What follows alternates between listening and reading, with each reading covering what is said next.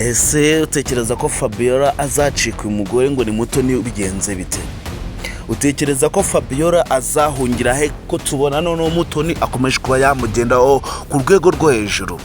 Guys, umwe tuvugana mwamaze kuba mwabona ko Fabiola umwe tuvugana nawe kuba yava muri situation yarimo bikomeza ko byaba ikibazo kubera ko bose ntibari kuba bamwumva, ntibari kumva ko ibyo yabonye ari byanyabyo, ahubwo bari kumufata nkaho afite ikibazo cyo mu mutwe. Ese utekereza ko kuba Mutoni yaraje akabica mu mutwe hano kwa Manzi akamuzanira umwana we akamwita uwe, kandi uwe araho ngaho ari kuzerera yabuze n'umuntu n'umwe wamuvugira? Ese utekereza ko Mutoni bizamuhira?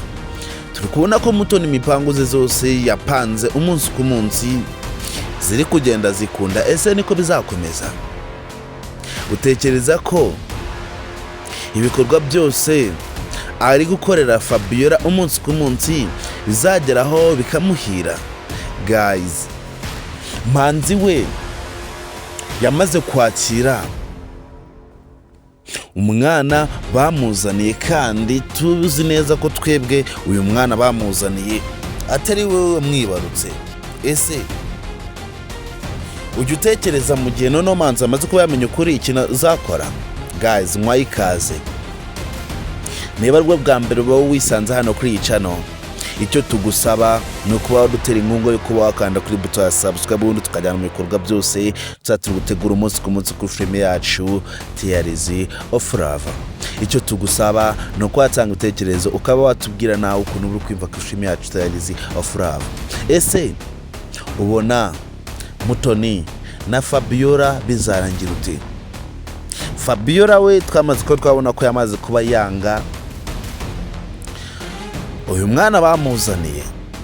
Fabiola twamaze kuba twabona ko yamaze kuba yinangira umutima kubera ko atiyumva mu buryo uyu mwana yaba ari we, kandi we ukuri azi ko umwana we yaba yarapfuye. Ese none bamara ko bamenya amakuru k'uyu mwana batari bazi ko ari uwabo, ahubwo bamuzanye ngo y'abana nuriya bazanye ngo ni umwana wabo hano muri runo rugo, ubwo bakazi ko bamenya amakuru ko ari we mwana wabo wa nyawe. Utekereza ko hazaba iki? Ese utekereza ko mu gihe cyose Mutoni akomeje kuba yashira ibinyoma muri uno muryango ndetse akomeza kuba yahemukira uyu muryango ku rwego rwo hejuru, igihe kikagera ukuri kukagera hanze, utekereza ko azarengera hehe? Guys, situation yikomeje kuba yaba mbi. Ese ubona Suzana azakomeza kuba muri aka gahinda gute kandi abana n'ababyeyi be atabizi?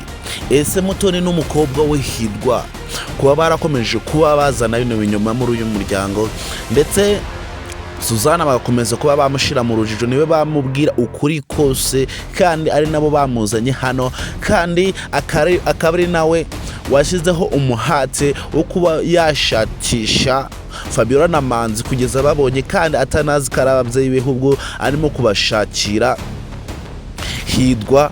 Ese utekereza ko namara kuba yavumbura ukuri akamenya ko Hirwa ahubwo yamukoresheje kugira ngo umupango zabo zubapanga umunsi ku munsi zibe zacyamo atari ababyeyi be, utekereza ko we yakora iki?